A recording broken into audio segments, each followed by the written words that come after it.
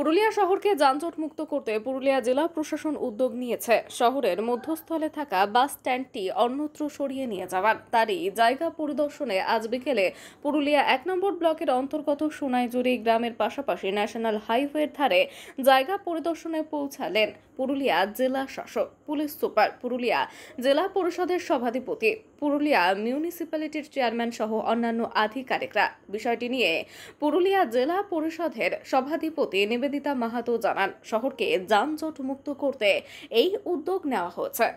অথচ আমরা 15 টাকা করে প্রতিদিন ট্যাক্স দিই।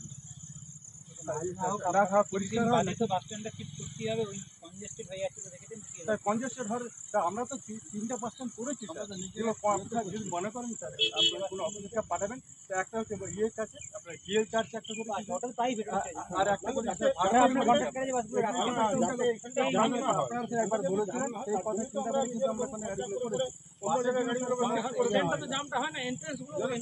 আপনারা বলতে পারেন যে আপনারা বাসটাকে যে বাস স্ট্যান্ডটাকে আপনারা গাড়িটা জ্যাম করে।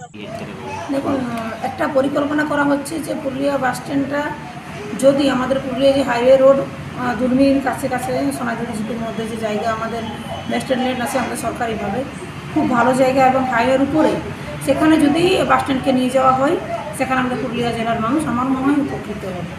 তারই আজকে আমাদের ল্যান্ড ডেভেলপমেন্টের জন্য জেলার শাসক এসপি সাহেব, আমাদের মিউনিসিপ্যালিটি চেয়ারম্যান সাহেব, ওখানের আমাদের সভাপতি 1 নম্বরে আমরা সবাই ছিলাম। সেটা আমরা দেখে না, এডিএম মেলা সাহেব ছিলেন, দেখিয়ে এলাম। দেখা যাক আগামী দিনের পরিকল্পনা করতে আমাদের সফল হবে।